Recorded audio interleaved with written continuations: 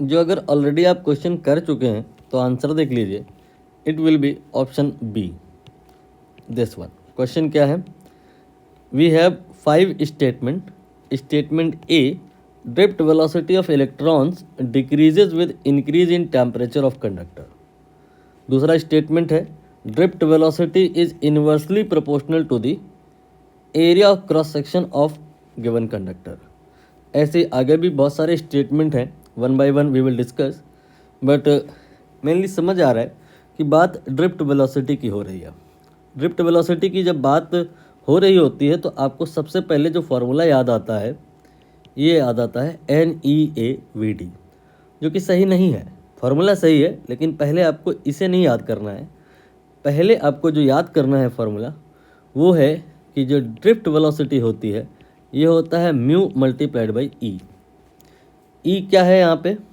जो वायर में आपने अगर कोई पोटेंशियल ड्रॉप अप्लाई किया है, due to that electric field stabilize हो जाएगी, वही इलेक्ट्रिक फील्ड है ये। और म्यू क्या है? ये है मोबिलिटी। मोबिलिटी क्या होता है? ये मटेरियल पे डिपेंड करता है and you can say temperature पे भी करता है। तो यहाँ पर सबसे पहले हम म्यू की ही बात कर लें अगर डिटेल में, तो म्यू जो होता है वो होता है अल्फ़ा इंटू टाउ। अब एक नया यहाँ पर वर्ड आया है, दैट इज़ टाउ। ये कहा जाता है relaxation time. Relaxation time theoretically आप समझ जाते हो क्या, कि जब कोई इलेक्ट्रॉन ड्रिफ्ट होता है या नहीं भी ड्रिफ्ट हो रहा होता है, दोनों ही परिस्थिति में कोलिजन हो रहे होते हैं, तो बिटवीन टू सक्सेसिव कोलिजन जो एवरेज टाइम होता है उसी को रिलैक्सेशन टाइम कहते हैं। और क्या होगा सोचिए, जो अगर हम टेम्परेचर इंक्रीज़ करते हैं, टेम्परेचर के इंक्रीज़ कर देने के बाद जो स्पीड होगी, रैंडम मोशन की वजह से मैं स्पीड की बात कर रहा हूँ, वो बढ़ जाएगी।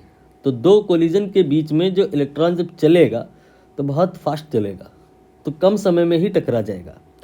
ऐसे नहीं समझ में आया तो आप अपनी डेली लाइफ से कनेक्ट हो जाइए कि अगर आप मान लेते हैं घर से कोई झगड़ा करके निकले हैं, तो चांस बहुत ज़्यादा बनता है कि ट्रैफिक में आप कहीं ना कहीं किसी से टकरा जाएं और झगड़ा हो जाए। इसका मतलब कोलिजन फ्रीक्वेंसी ये बढ़ जाता है if we raise the temperature because of decrement in relaxation time. So if we increase temperature, what will happen with mu? Mobility will decrease. आप इतनी आसानी से मोबाइल नहीं हो पाएंगे, आप ड्रिफ्टिंग इतना आसान नहीं रहेगा आपके लिए। क्यों? क्योंकि म्यू कम हो गया, ड्रिफ्टिंग कम हो जाएगी, जो VD है ये डिक्रीज कर जाएगा। तो यहाँ क्या लिखा है? इंक्रीज इन टेम्परेचर डिक्रीजेस, तो ये सही है। अब आप यहाँ पर ये वाला स्टेटमेंट भी रीड कर लो। यहाँ पर कह रहे हैं टेम्परेचर के इंक्रीज करने से ये इंक्रीज होगा, ये गलत है। नाउ हम यहाँ पर बात करेंगे कि क्या ये जो आपकी ड्रिफ्ट वेलोसिटी है अप्लाइड वोल्टेज पर डिपेंड करती है? ड्रिफ्ट वेलोसिटी केवल म्यू पे नहीं, ई पे भी तो डिपेंड कर रही है। ई क्या है? ई है इलेक्ट्रिक फील्ड। इलेक्ट्रिक फील्ड क्या होता है? जो आपने वोल्टेज अप्लाई किया है, जिस वायर में अप्लाई किया है उसका लेंथ दोनों आप कंसीडर कर लो, तो वोल्टेज का जो ग्रेडियंट आएगा V/L वही होता है इलेक्ट्रिक फील्ड। तो यहाँ पे आपको समझ में आया कि जो ड्रिफ्टिंग है, स्वाभाविक सी बात है कि ये ड्रिफ्टिंग नहीं होगी अगर V नहीं हो। आप बैटरी ना लगाओ तो ड्रिफ्टिंग भी नहीं होगी। जितना तगड़ा बैटरी होगा, जितना वोल्टेज ज़्यादा होगा, उतनी ही ड्रिफ्टिंग भी ज़्यादा होगी। तो जो आपकी ड्रिफ्ट स्पीड है वो अप्लाइड वोल्टेज के डायरेक्टली प्रोपोर्शनल है। अब देखिए यहाँ पर सी वाला ऑप्शन, ड्रिफ्ट वेलोसिटी कह रहे does not depend on the applied voltage, जबकि असली में क्या है? It depend on the applied voltage and directly proportional. So C वाला ये रॉन्ग हो गया, ई वाला ये रॉन्ग हो गया। अब हम जो बाकी ऑप्शन हैं लाइक बी एंड ई, इस पर आएंगे। बी एंड डी, डी वाला हमें डायरेक्टली यहाँ से दिखाई दे रहा है। जो ये ड्रिफ्ट वेलोसिटी है ये लेंथ के डायरेक्टली प्रोपोर्शनल है, नहीं, इन्वर्सली प्रोपोर्शनल है, डिवाइड बाई एल है, और यहाँ इन्वर्सली ही लिखा है, तो ये सही है। नाउ बी ऑप्शन, ये कह रहे हैं कि एरिया ऑफ क्रॉस सेक्शन के इन्वर्सली प्रोपोर्शनल होता है ड्रिफ्ट वेलोसिटी। इस फॉर्मूले में कहीं एरिया ऑफ क्रॉस सेक्शन आ रहा है क्या? नहीं। सो वी कैन से कि ड्रिफ्ट वेलोसिटी एरिया पर डिपेंड नहीं करता है। उतनी ही लेंथ का अगर आप वायर हटा के कोई दूसरा वायर लगाओ और थोड़ा मोटा हो, उससे ड्रिफ्टिंग में कोई फ़र्क नहीं पड़ेगा। आपके मन में लेकिन एक डाउट आ सकता है, क्या? कि सर आई जो होता है ना, वो NEA/VD के बराबर होता है। यहाँ से VD कहा जाएगा कि I डिवाइड बाई NEA होगा, और यहाँ से हमको ऐसा लग रहा है कि जो ये VD है ये A पर डिपेंड करता है और इन्वर्सली प्रोपोर्शनल होता है। तो ये क्या पजल हुई? इधर आपने कहा कि A पर डिपेंड नहीं करता है, और इधर कह रहे हैं आपकी डिपेंड करता है, इन्वर्सली प्रोपोर्शनल है, और यहाँ इन्होंने इन्वर्सली ही लिखा है।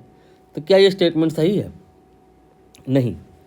जब आप ये लिखते हो तो उसके बाद VD प्रोपोर्शनल टू 1/A ये कहा जा सकता है ओनली व्हेन, कब? जब अगर I कांस्टेंट हो दैट टाइम करंट। लेकिन यहाँ करंट कांस्टेंट नहीं रहेगी। वो करंट कांस्टेंट क्यों नहीं रहेगी? आप जब टेम्परेचर छेड़ दोगे, बढ़ा दोगे, तो उस टेम्परेचर की वजह से रिलैक्सेशन टाइम कम होगा, म्यू मोबिलिटी ये कम हो जाएगी, और मोबिलिटी के कम होने से NE म्यू ये होता है सिग्मा के बराबर। रजिस्टिविटी ये भी कम हो जाएगी, सॉरी कंडक्टिविटी, और रजिस्टिविटी ये बढ़ जाएगी, और रजिस्टेंस ये बढ़ जाएगा। रजिस्टेंस बढ़ जाने की वजह से करंट में फ़र्क आएगा।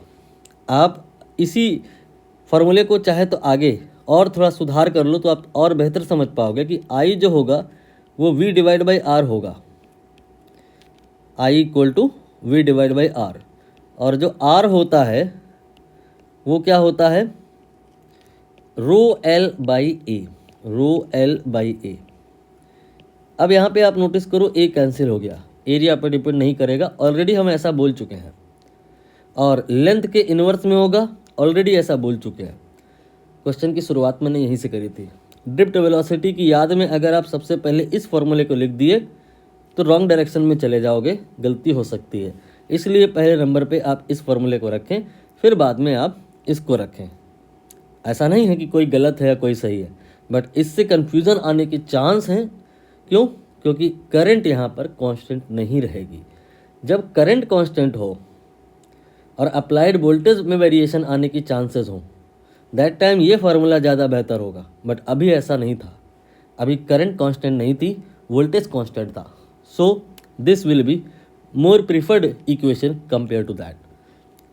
आफ्टर ऑल जो बी स्टेटमेंट है जहाँ ये कह रहे हैं कि ड्रिफ्ट वेलोसिटी एरिया के इन्वर्स में है, ये रॉन्ग साबित हुआ है। सिर्फ दो ही स्टेटमेंट, एक ये वाला और एक ये वाला करेक्ट है। So with this regard B option will be correct.